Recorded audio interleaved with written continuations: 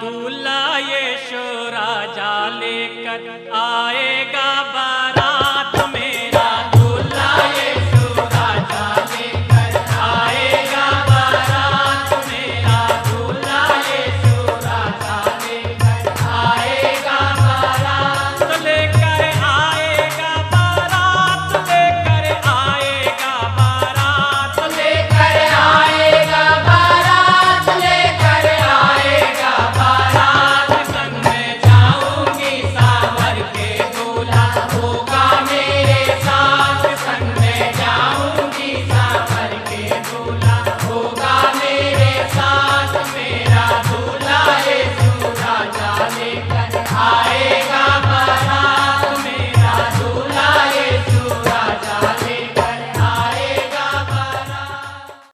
प्रभु यीशु मसीह के मधुर नाम में एक बार फिर से आप सबों को जय मसीह की। आइए प्रभु के नूर में एक बार फिर से हम सम्मिलित हों और उसके आनंद को हम महसूस करें। एक भजन को गाएंगे और फिर प्रार्थना के साथ आराधना में आगे बढ़ेंगे।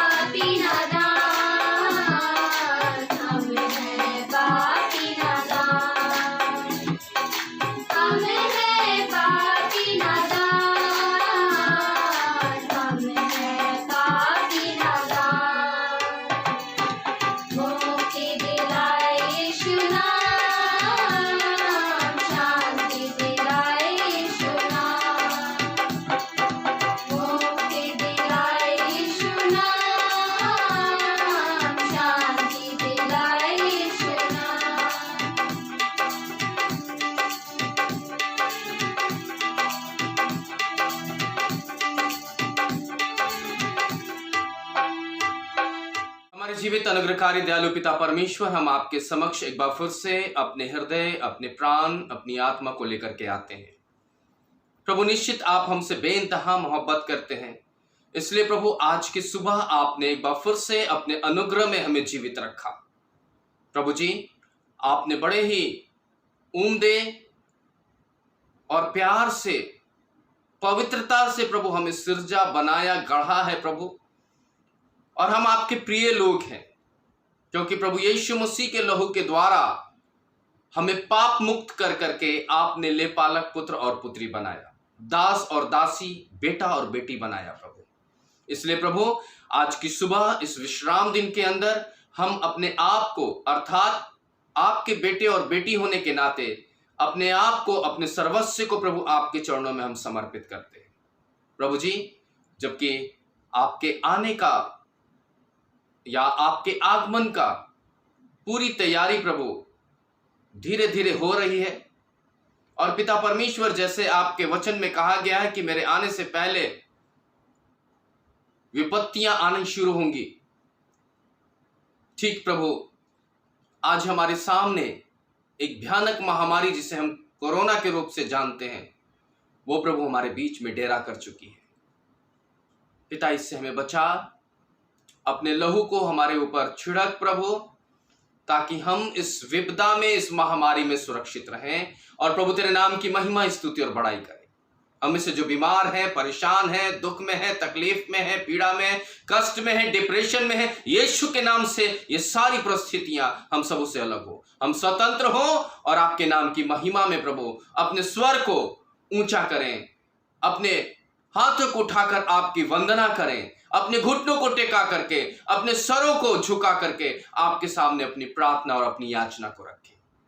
पिता, आराधना के शुरू से लेकर अंत तक हमारे साथ हो। पिता, जब हम वचन को देखते हैं, उन वचनों को भी प्रभु हमें बता, जो आज प्रभु हमसे बातचीत करना चाहता है उन्हें प्रभु स्पष्ट कर, ताकि प्रभु आपके राज्य के लिए हम तैयार हो सके। यीशु मसीह के नाम से इस विनती को मांगते हैं, दया से सुने और स्वर्ग राज्य में इस निवेदन को ग्रहण करें। आमीन। मसीह में अति प्रिय भाई और बहनों, आज मैं बहुत आनंदित हूं, क्योंकि मुझे परमेश्वर ने एक ऐसे विषय की तरफ ध्यान केंद्रित करने का अवसर दिया है, जिसका नाम या जिसका शीर्षक है दुल्हा। हर कुंवारी और कुंवारे, जवान बेटा और बेटी के लिए जब विवाह शब्द का प्रयोग किया जाता है, थोड़ा भावुकता और चेहरे पर लाली छा जाती है, और यह स्वाभाविक अवस्था है। जब हम जवानी के अंदर, अर्थात जब हमारे विवाह का समय होता है, तो हमारे माता पिता इस विवाह के लिए या विवाह की परिस्थिति के लिए आगे बढ़ते हैं। लड़का हो तो दुल्हन के लिए चयन किया जाता है, अगर दुल्हन है तो वर के लिए चयन किया जाता है, अर्थात एक जोड़े का निर्माण के लिए माता पिता लग जाते हैं अपने बेटे और बेटियों के लिए। क्या आपको मालूम है कि हमारा वचन भी दूल्हे के बारे में बातचीत करता है? Hallelujah, hallelujah. हमारा वचन भी दूल्हे के बारे में बातचीत करता है। और ये विचार मेरे जहन में इसलिए आया कि अभी इन दिनों जबकि कोरोना की महामारी है, लॉकडाउन है, फिर भी विवाह और शादियां हो रही हैं, और विवाह और शादियों के समारोह को हम देख रहे हैं, किस प्रकार से लोग विवाह के आयोजनों में, विवाह के समारोहों में सम्मिलित हो रहे हैं। तब मेरे दिमाग में यह बात आई कि बाइबल में भी विवाह, दुल्हन और दुल्हे का जिक्र है, और मैं वहीं से प्रेरित होकर के मैं आज प्रभु के सुसमाचार से दुल्हे के बारे में बातचीत करूंगा। ऐसा नहीं कि मैं केवल दुल्हे के बारे में बातचीत करूंगा, आने वाले समय में मैं दुल्हन के बारे में भी बात करूंगा, लेकिन अभी फिलहाल मैं दुल्हे के बारे में बातचीत करूंगा। हमारा दुल्हा जो है वो प्रभु यीशु मसीह है, इसके बारे में मैं स्पष्ट आपको वचन से बताऊंगा। और इस दुल्हे के लिए दुल्हन का चयन 2000 साल से भी पहले हो चुका है, और इसका आयोजन भी प्रोसेस में है, तैयारियों में है। दूल्हे की दुल्हन कैसे होगी, इसकी तैयारी चल रही है। लेकिन आज हम बात करेंगे दूल्हे के बारे में। तो ये दूल्हा जो प्रभु यीशु मसीह है, जब वो इस पृथ्वी पर आया देह धारण कर करके, और उसके बाद यहां से हमारे पापों और हमारे गुनाहों की मृत्यु को सह कर करके वो जी उठ करके अपने प्रभु के पास पहुंचा। और प्रेरितों के काम उसके दूसरे अध्याय के अंदर, जहां वो पवित्र आत्मा अपने चेलों के ऊपर भेजा सहायक के रूप में, जो कि उसने प्रतिज्ञा की थी कि मैं तुम्हारे लिए एक सहायक भेजूंगा, वो सहायक जब उनके ऊपर आई, पतरस के पहले प्रचार के जरिए इस दूल्हे की दुल्हन की तैयारी हो चुकी। पतरस ने पहली बार जब प्रचार किया और उसके इस प्रचार के द्वारा 3000 लोग प्रभु यीशु मसीह को ग्रहण किए, और वहीं से इस दुल्हन की तैयारी होनी शुरू हो गई। Hallelujah, hallelujah. वो पहली कलीसिया थी जो कि पतरस के द्वारा प्रभु के सुसमाचार के जरिए एक संगठित रूप में दिखाई देती है। और पतरस के जरिए पहली कलीसिया जो निर्माण की जाती है, वो पहली कलीसिया से लेकर आज तक प्रभु यीशु मसीह की ये कलीसिया जो दुल्हन है, जो आप और हम उसकी दुल्हन है, उसको तैयार किया जा रहा है, उसको एक आकार दिया जा रहा है, उसको पवित्रता पहनाई जा रही है, उसको वचन पहनाया जा रहा है, उसको पवित्र आत्मा का फल सुंदरता के लिए सौंदर्यीकरण किया जा रहा है। बहरहाल अब हम दूल्हे की एक प्रमुख विशेषता को हम देखेंगे।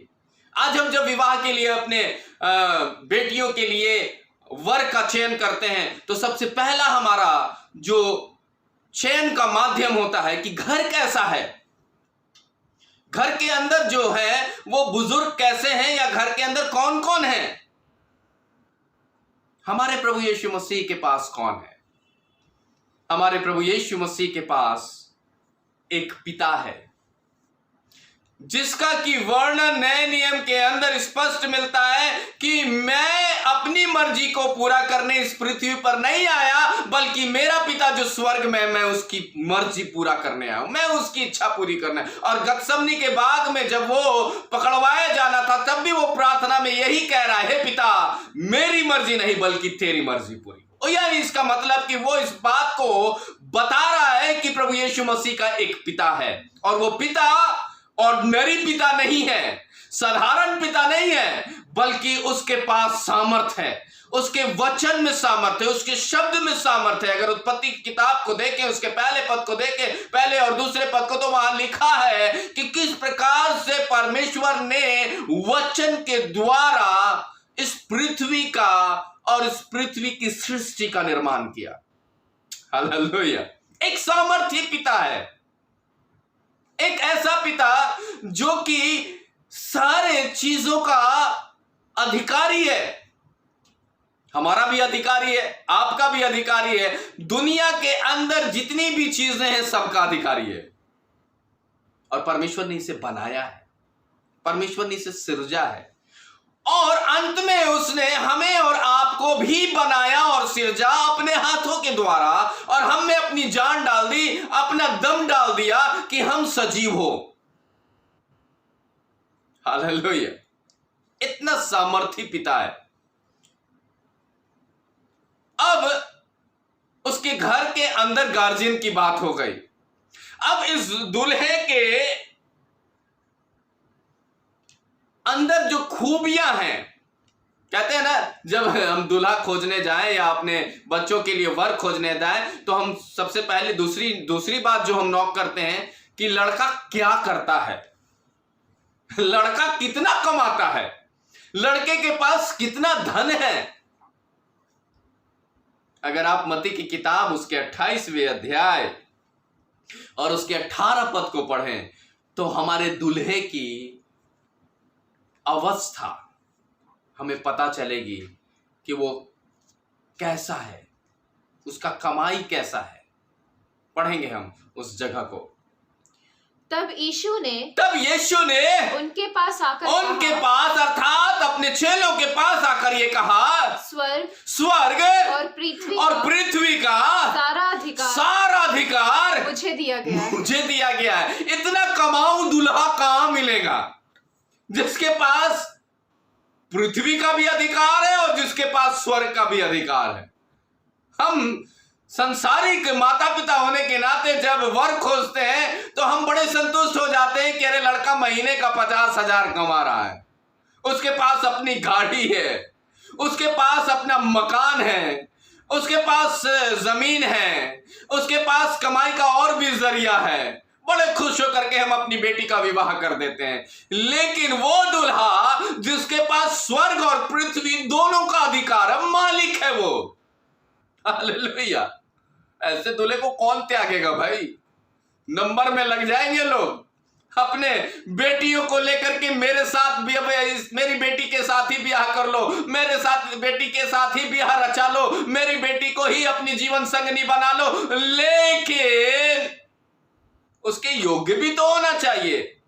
मैं आने वाले समय में इस बात को मैं बताऊंगा। लेकिन मैं आज आपको यह स्पष्ट करना चाहता हूं कि मेरा परमेश्वर का पुत्र प्रभु यीशु मसीह जो दुल्हा है, कलीसिया का दुल्हा है, वो सर्वसंपन्न है, उसके बाद किसी भी चीज की कमी नहीं है। तो क्या आप नहीं चाहेंगे कि कलीसिया दुल्हन होने के नाते ऐसे पति को ना चाहे, ऐसे पति को ना अपनाए, ऐसे पति से अपना रिश्ता कायम ना करें? सब चाहेंगे।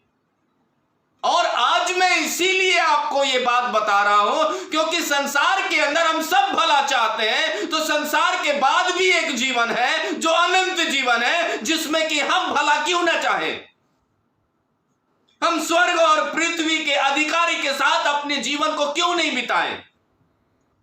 बड़ी चुनौती है ये। दूल्हा तैयार है, दूल्हा तैयार है, दुल्हन का चयन बाकी है। अब क्या हो रहा है? अब यहां पर तीसरी घटनाक्रम जो हम संसार के अंदर अपने जवान बेटी के लिए जब वर खोजने जाते हैं, तो तीसरा पॉइंट ये हमारे पास आता है कि दूल्हे के घर के अंदर की अवस्था क्या है, दूल्हा कैसा है।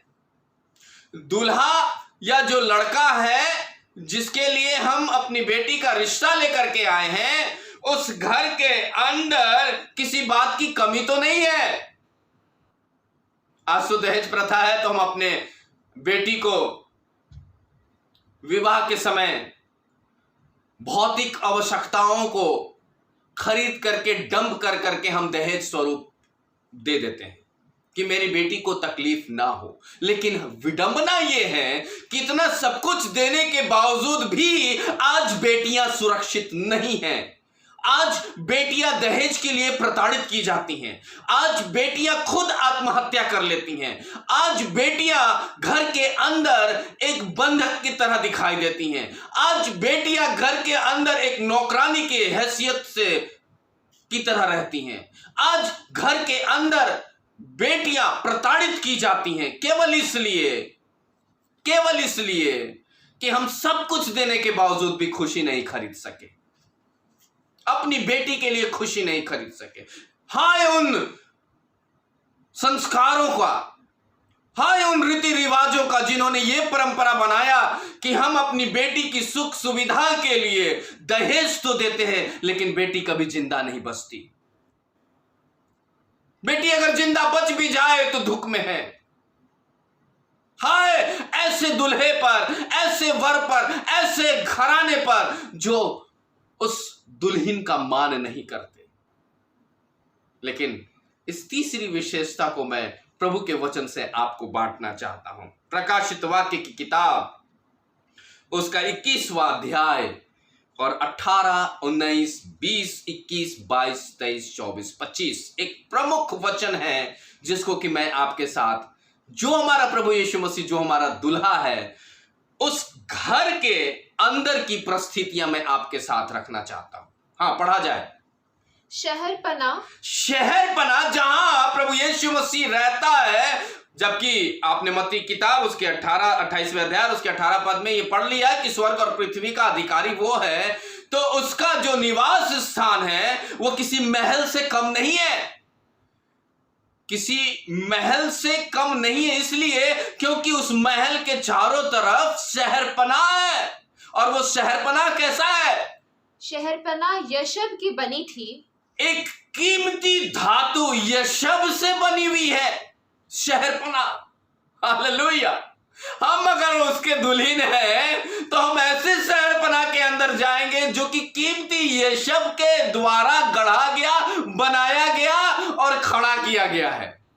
हाँ, और जो नगर है स्वच्छ कांच के सदृश, हालेलुया, सदृश कांच के सदृश शुद्ध सोने का था। शुद्ध सोने का है। हालेलुया।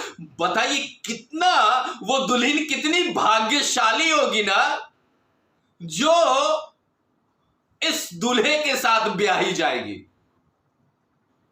वो कितना गर्व महसूस करेगी जो इस शहरपना का, कौन सा शहरपना है ये? कौन से धातु का शहरपना है ये? यशब की बनी। यशब के धातु का। बड़ा ही नाम मैंने आज तक नहीं सुना है, लेकिन ये एक कीमती धातु है, मुझे ये मालूम है। कीमती वस्तु है, ये मुझे मालूम है, आपको भी मालूम है। अभी और भी बातें होंगी जो कीमती अवस्था को रखती है। और सोने का नगर था। नगर है, ऐसा नगर जो सोने से बना हुआ है। हालेलुया। वो दुल्हन कितना घमंड करेगी ना, जब दुल्हा अपनी दुल्हन को हाथ पकड़ कर करके उस शहरपनाह के अंदर ले जाकर कहेगा, देख ये मेरी नगरी है जो कि सोने की बनी है। हाँ, अब क्या होगा? उस नगर की नींव के पत्थर सब प्रकार के बहुमूल्य पत्थरों से सुसज्जित थे। उस नगर के अंदर जितने भी बने हुए मकान हैं वो कीमती पत्थर के द्वारा सुसज्जित है, यानी कि चारों तरफ चमक है, कीमती पत्थरों, कीमती चीजों से भरमार है। और दुल्हन बड़े गर्व के साथ अपने दूल्हे के साथ चली जा रही है। दूल्हा कह रहा, देख ये मेरा नगर है जो कि सोने का है, देख इसकी नींव, इसके अंदर कीमती पत्थर पड़े हैं। अब आगे क्या होगा? दुल्हन उन सबों को देखते हुए आगे बढ़ रही है। आगे क्या हो रहा है? नींव का पहला पत्थर यशब का है। दूसरा, जिससे कि शहरपनाह बनाई गई, वही नींव का पत्थर फिर से यहां बताया जा रहा है कि वो यशब से बना हुआ है। दूसरे नीलम से। हालेलुया। ये दुल्हन कितना गर्व महसूस करेगी जिसके दुल्हे की नगरी सोने की, और पिलर और खंबा यशब और नीलम। तीसरा स्फटिक से। चौथा मरकत से। पांचवा गोमेद से। छठवां माणिक्य और माणिक्य से। सातवां पीतमणि से। आठवां पेरोज से। नौवां पुखराज से। 10वां लहसुनिया से। 11वां धूम्रकांत से। और 12वां चंद्रकांत का था। कितनी कीमती चीज है। आज इसमें से सिर्फ हम दो ही बात जानते हैं, एक तो मणि, एक तो नीलमणि और एक माणिक्य। यही चीज हम जानते हैं। इनसे बढ़ और ज्यादा हमने आज तक नहीं इन पत्थरों के बारे में, इन कीमती बेशकीमती चीजों के बारे में नहीं सुना है। लेकिन ये दुल्हन के लिए कितना गर्व का कारण है कि उस नगरी में घुसते साथ पहले तो उस सरपनाह को उस देखती है जहां की उस शहरपनाह को बनाया गया है, और उस शहरपनाह से जैसे अंदर प्रवेश करती है, दूल्हा कहता देख ये मेरी नगरी है जो कि सोने की बनी है, और इसका नेव जो है बेशकीमती पत्थरों से रखा गया है, और देख ये नगरी के जो खंबे हैं वो फलाने बेशकीमती पत्थरों का बना हुआ है। दुल्हन गर्व कर रही है, मैंने क्या दुल्हा पाया है, ये क्या राजसी शोभा है कि मेरा दुल्हा राजा है और मैं रानी की तरह इसके साथ आगे बढ़ रही हूं। अब आगे क्या हो रहा है? 12 फाटक, और उस नगर के अंदर 12 फाटक है। 12 फाटक 12 मोतियों के थे। हालेलुया। मैं तो इसे सुन रहा हूं तो मेरे अंदर रोआ जो है ना, मेरे अंदर का रूह जो है ना वो कांप रहा है कि कितने सौभाग्यशाली वो दुल्हन होगी जो उन फाटकों से आना और जाना करेगी, जो कि मोतियों की बनी हुई है। आज हम एक कीमती मोती ज्वेलर्स की दुकान में खरीदने जाते हैं, या फिर हम एक कोई कीमती पत्थर खरीदने जाते हैं तो जिसकी लाखों की कीमत होती है। एक छोटा सा हीरा खरीदने जाएं, उसके लाखों की कीमत होती है। वहां तो ये इसकी भरमार पड़ी हुई है, वहां तो इसका भरमार है। जिस सोने के जेवर को बनाने के लिए हमें 2 ग्राम, 3 ग्राम, 4 ग्राम या 5 ग्राम या 10 ग्राम के लिए हमको हजारों की कीमत देनी पड़ती है, वहां वो बिखरा पड़ा है। वहां वो दुल्हन अपने दूल्हे के साथ चल रही है, उसको तो अब किसी बात की कमी नहीं है। अब वो दुल्हन ये सोच रही है कि इससे पहले मैं अपने दुल्हा को क्यों नहीं पाली, या इस दूल्हे से मैंने शादी क्यों नहीं कर ली। हाय हम पर जो मैंने व्यर्थ ही अपने समय को बिताया और मैं तैयार नहीं हो पाई, लेकिन अब मैं तैयार हूं। और प्रभु यीशु मसीह अपने दुल्हन को लेकर के, कलीसिया जो उसकी दुल्हन है उसको लेकर के आगे बढ़ रहा है और दिखा रहा है, नगरी दिखा रहा है, शहरपनाह दिखा रहा है, खंबे दिखा रहा है, फाटकों को दिखा रहा है जो कि बेशकीमती है। हाँ, नगर की सड़क पारदर्शक कांच की सदृश से चोखे सोने की बनी। हालेलुया। चोखे सोने की है। लाल कारपेट आज बिछा करके लोग गर्व महसूस करते हैं कि अरे वाह, मैं तो लाल कारपेट पर चलने वाली दुल्हन और दूल्हा बन गया। लेकिन उसके लिए सोचिए जो अपने दूल्हे अर्थात प्रभु यीशु मसीह के साथ वो कलीसिया हाथ पकड़ करके प्रभु यीशु मसीह जो दूल्हा है अपनी दुल्हन को लेकर आगे बढ़ रहा है, और ऐसे रास्ते पर बढ़ रहा है जो कि कांच के पारदर्शी सदृश सोने के चोखे सोने का है। अभी तक कलकत्ते के पथरीले भूमि पे सीमेंट की जमीन पर चल रही थी ये दुल्हन। बताऊंगा आने वाले समय में इस दुल्हन के बारे में भी बताऊंगा, लेकिन अभी ये दूल्हा अपनी दुल्हन को उस सोने के रास्ते पर लेके चल रहा है। अब आगे क्या है? मैंने नगर में कोई मंदिर ना देखा। मैंने नगर में कोई मंदिर, अर्थात उस दुल्हन ने नगर के अंदर यूहन्ना जो दर्शन देख रहा है वो कोई भी मंदिर नहीं देखा है, क्योंकि सर्वशक्तिमान प्रभु परमेश्वर, क्योंकि उस दुल्हे का पिता ही और मेमना ही मंदिर है और वो दुल्हा ही मंदिर है। हालेलुया। ये है विशेषता, ये है उस दुल्हे के घर की विशेषता। इसमें किसी बात की कमी नहीं है। कमी किस में है? मैं बताऊंगा कमी किस में है। कितना सौभाग्यशाली वो कलीसिया होगी ना जो इस दुल्हे के साथ दुल्हन के तरह उस शहरपनाह के अंदर प्रवेश करते हुए चली जाएगी, और उस शहरपनाह के अंदर बेशकीमती चीजों को देखेगी। न केवल बेशकीमती चीज बल्कि बेशकीमती सोने के रास्ते पर चलते हुए आगे बढ़ेगी। Hallelujah, hallelujah, hallelujah.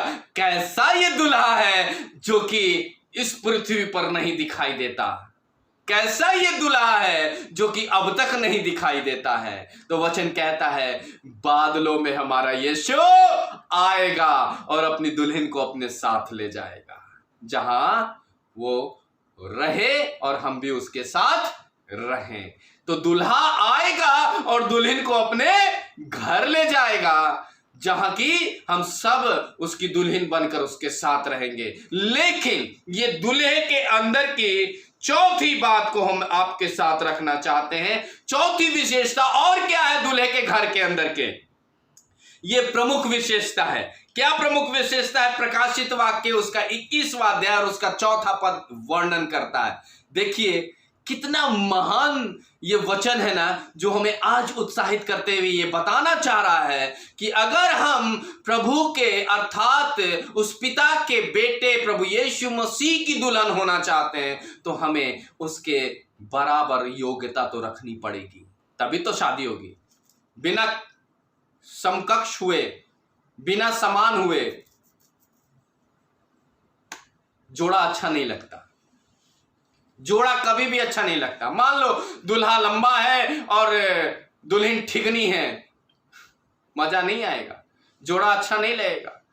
मान लो कि दूल्हा बहुत करूप है और लड़की दुल्हन बहुत गोरी है, नहीं चलेगा। चल जाएगा इस पृथ्वी पर चल जाएगा, लेकिन उस दूल्हे के साथ नहीं चलेगा। उसके साथ बनने के लिए, उसके साथ दुल्हन का रिश्ता बनाने के लिए हमको उसके जैसा बनना होगा। हम आगे बढ़ते हैं प्रकाशित वाक्य 21वां अध्याय और उसके चौथे पद को। और वो उनकी आंखों से, और उस घर के अंदर की विशेषता ये होगी कि जो लोग आंसू बहा रहे होंगे, पढ़ो बेटा फिर से पढ़ो। और वह हाँ, उनकी आंखों से सब आंसू पोंछ डालेगा। आंसू पोंछ देगा। फिर ना कोई मृत्यु नहीं होगी, ना कोई शोक होगा, ना कोई विलाप होगी, और ना पीड़ा रहेगी, और ना कोई पीड़ा रहेगा। ये उसके घर की विशेषता है, और ये विशेषता वही प्राप्त कर सकता है जो उसकी दुल्हन बनेगा। हालेलुया, जो उसकी दुल्हन बनेगा। और जब दुल्हन जाएगी, कैसे आज विदाई होती है, हम अपने घर में अपनी बिटिया का जब विदा करते हैं, या घर के लोग अपने बेटियों का विदाई करते हैं शादी के बाद, तो बेटी रोती है ना, बेटी बड़ी रोती है। हम तसल्ली देते हैं, अरे बेटा यही ना है, हम लोग तो आएंगे मिलने के लिए, यही ना है, जब मन करेगा चले आना। रो रही है, दुल्हन रोती है, हम तसल्ली देते हैं, हम लोग संसारिक माता पिता होने के नाते। तो वहां हम पहुंचेंगे, रोते हुए अगर पहुंचेंगे तो हमारे आंसू को पोंछ देगा। अगर मरने का दुल्हन को डर है तो लिखता है कि वहां मृत्यु भी नहीं होगी। वहां भूख प्यास की दुल्हन को चिंता होगी तो लिखा है कि वहां भूख प्यास भी नहीं होगी। कितना अच्छा घर है ना, कितना अच्छा घर है, कितना अच्छे घराने के अंदर हमारा ब्याह होने जा रहा है। कितना अच्छा हमारा दूल्हा है, जिसके घर भी बहुत आलीशान है, उसका तो अपना नगर है, वो महल में है। कितना अच्छा है कि उसके चारों तरफ बहुमूल्यता का अंबार है। कितना अच्छा वो जगह है जहां मोतियों की फाटक लगी है। कितना अच्छा वो जगह है जहां की आंसू पोंछ जाएगी, विलाप दूर हो जाएगी, और मृत्यु दूर हो जाएगी, भूख प्यास खत्म हो जाएगा। कितना अच्छा घराना है ये। लेकिन उस घराने के अंदर ब्याह करने के लिए कलीसिया अर्थात दुल्हन को भी तैयार होना पड़ेगा। अब दूल्हे की आगे की विशेषता, ठीक है, कलीसिया का शादी होगा, कलीसिया दुल्हन है, लेकिन भाई आपके बाराती कितने होंगे? हम लोग पूछते हैं ना, जब शादी ब्याह पक्की होने लगती है तो हम लोग पूछते हैं कि हाँ बताइए कि आपके तरफ से बारात कितनी आएगी। पढ़िएगा मत्ती किताब उसका 9वां अध्याय। उससे पहले कि हम मत्ती किताब उसका 9वां अध्याय 15 पद को पढ़ें, दूसरे एक जगह को हम पढ़ेंगे, दूसरा कुरिन्थियों उसका 11वां अध्याय और उसका 2 पद। अभी इस दूल्हे की दुल्हन बनने के लिए सबसे पहले हम संसार के अंदर सगाई करते हैं, छेका छेकी करते हैं, या यूं कह लीजिए कि हम उन दोनों को एक सूत्र में बांधने की आरंभिक जो विधि है वो सगाई करते हैं। तो कलीसिया की सगाई, जो कलीसिया दुल्हन है उसकी सगाई हो चुकी है। आप कहिएगा पादरी साहब ये क्या बोल रहे हैं? मैंने ये वचन से पाया है कि हमारी जो स्थिति है, हमारी जो कलीसिया जिस रूप में हम प्रभु के सामने है वो दुल्हन के रूप में है और उसकी सगाई हमसे हो चुकी है। आप कहिएगा कि पादरी साहब ये आप क्या बोल रहे हैं? हमारी सगाई हो चुकी है, कलीसिया की सगाई हो चुकी है और कलीसिया को मालूम ही नहीं है प्रमाण। देखिए क्या लिखता है, 2 कुरिन्थियों 11वां अध्याय और उसका 2 पद।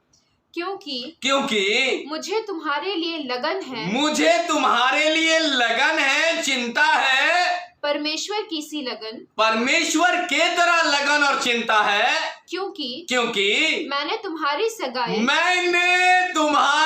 सगाई एक पति अर्थात मसीह से अर्थात प्रभु यीशु मसीह से की है, कर दी है। हालेलुया। कलीसिया की सगाई हो चुकी है, आप मानो या ना मानो, लेकिन सगाई टूट भी सकती है। सगाई कोई आधिकारिक विवाह नहीं है, यह सगाई टूट भी सकती है।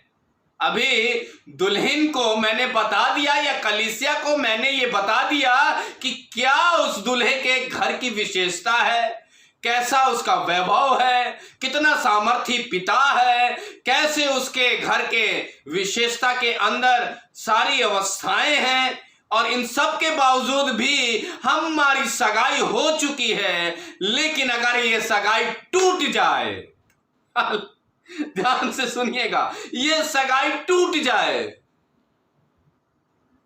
तो ये ख्वाब, ये सपन ही रह जाएगी। ये ख्वाब ही रह जाएगा कि मेरा प्रभु आएगा, अपने साथ ले जाएगा और उसकी वायदा कि जहां मैं रहूं वहां तुम भी रहो, ये खत्म हो जाएगा मेरे अजीजों, क्योंकि वो आग पहले से धधका के रखा है, आग पहले से भड़का के रखा है। जहां ऐसे लोगों को वो डालेगा, वहां कहेगा मेरे निकम्मे लोगों, मेरे निकम्मे दुल्हन, तुम इस आग के अधिकारी हो। मैं डरा नहीं रहा हूं, सगाई हो चुकी है, दूल्हे के काबिल तो बनना है। दूल्हा कहां वैभवशाली, तो दुल्हन को भी तो वैभवशाली होना है। अब आखिरी बात, सगाई हो चुकी है, अब शादी का वक्त है, और शादी के वक्त में हम पूछते हैं शादी से पहले कि अब ये डेट फिक्स हो गया है, आप बताइए आपके घर से बाराती कितने आएंगे। मत्ती के अंदर 9वां अध्याय उसके 15वें पद में इस बात का वर्णन है, बाराती के बारे में। क्या बाराती है, कितने बाराती हैं? हाँ, यीशु ने उनसे कहा, एक पद ऊपर पढ़ेंगे तो ये बात पता चलेगा। तब यूहन्ना के चेले उसके पास आकर कहने लगे, हाँ, क्या कारण है कि हम और फरीसी तो उपवास करते हैं, हम और फरीसी सदुकी तो उपवास करते हैं, परंतु तेरे चेले उपवास नहीं करते। तब प्रभु यीशु मसीह अपने जीते जी इस बात का वर्णन कर रहा है। क्या वर्णन कर रहा है? जब तक दूल्हा बारातियों के साथ, प्रभु यीशु मसीह जो दूल्हा है और उसके बाराती जो चेले हैं उसके साथ है, क्या वे शोक कर सकते हैं? शोक कर सकते हैं। इसका मतलब कि दूल्हा जो कि प्रभु यीशु मसीह है, उसके पास बाराती में सिर्फ 12 की संख्या है। हालेलुया। वो 12 की संख्या में ही आएगा अपनी दुल्हन को लेने के लिए। अब क्या दुल्हन तैयार है अपने दूल्हे के लिए? जब वो बाराती दूल्हे को नाच गान और स्तुति गान और तुरहियों के साथ लेकर के आएगा कि दुल्हन को अपने साथ ले जाए, तो क्या दुल्हन तैयार है? दूल्हा तो तैयार है, लेकिन क्या हम दुल्हन तैयार है? क्या कलीसिया तैयार है? आने वाले समय में मैं दुल्हन के बारे में आपको बताकर उत्साहित करना चाहूंगा, क्योंकि मुझे ये वर्णन प्रभु से मिली थी कि मैं आज दूल्हे के बारे में आपको बताऊं, क्योंकि दूल्हा जल्दी आने वाला है। हालेलुया। दुल्हा जल्दी आने वाला है, और वो ऐसे संसारिक दुल्हा नहीं है, वो एक आत्मिक दुल्हा है जिसके बारे में मैंने आपको ये सारी बातें बताई हैं। तैयार होइए, अपने आप को तैयार करिए ताकि आप उसकी दुल्हन बन सके। प्रभु आपको आशीष दे। प्रार्थना करेंगे। उद्धारकर्ता जीवित सामर्थ्य प्रभु, हम आपका धन्यवाद करते हैं कि आपने प्रभु अपनी करुणा निधान उपस्थिति से प्रभु जी हमें ये सौभाग्य दिया प्रभु कि हम आज प्रभु यीशु मसीह जो कि हमारा उद्धार करता है, और जब वो दूल्हे के रूप में हमारे पास आएगा तो कलीसिया होने के नाते प्रभु जो कि हम उसकी दुल्हन हैं, हमें भी तैयार होने की आवश्यकता है। पिता, अंत बहुत नजदीक है और प्रभु के आने का समय अब हो चुका है। उस दूल्हे के इंतजार में जो तैयारियां 2500 साल से हो रही है, उस तैयारी को प्रभु पूरा होने का वक्त हो चुका है। दुल्हन को दुल्हा अपने साथ ले जाने का वक्त आ चुका है। पिता, हमें तैयार कर कि हम अपने दुल्हे के योग्य बन सके। प्रभु यीशु मसीह के नाम से इस विनती को मांगते हैं, दया से सुने और स्वर्गराज में इस निवेदन को ग्रहण करें। आमीन। हे हमारे पिता, तू जो स्वर्ग में है, तेरा नाम पवित्र माना जाए, तेरा राज आवे, तेरी इच्छा जैसे स्वर्ग में पूरी होती है वैसे पृथ्वी पर भी हो। हमारे प्रतिदिन की रोटी आज हमें दे, और जैसे हमने अपराधियों को क्षमा किया, तू हमारे अपराधों को क्षमा कर। हमें परीक्षा में न डाल, बल्कि बुराई से बचा, क्योंकि राज, पराक्रम और महिमा युगान युग आपकी है। आमीन। हमारे प्रभु यीशु मसीह का प्रेम, अनुग्रह, दया और शांति हम प्रत्येक विश्वासी जनों पर, जब तक प्रभु यीशु मसीह ना आ जाए, युगान युग हम पर होती रहे। आमीन। आशा है आज के वचन से आप प्रभु में आनंदित हुए होंगे, और एक और मौका प्रभु ने हमें दिया है कलीसियाई रूप से कि हम उसकी दुल्हन होने के नाते अपने आप को तैयार करें। सो अगर आप चाहते हैं कि आपके कुटुंबी, रिश्तेदार, परिवार, संगे संबंधी, मित्र, आपके पड़ोसी भी एक दुल्हन का रूप धारण करें और उस परमेश्वर के पुत्र प्रभु यीशु मसीह जो कि हमारा दुल्हा है, उसके साथ उस स्वर्गीय उपस्थिति में जाएं, तो आइए उनको इस वचन को आगे बढ़ाइए, अग्रसारित करिए, प्रेषित करिए, और उनको फॉरवर्ड करते हुए, उत्साहित करते हुए मेरी सेवा में अपना अंश और योगदान दीजिए। प्रभु आप सबको आशीष दे। जय मसीह।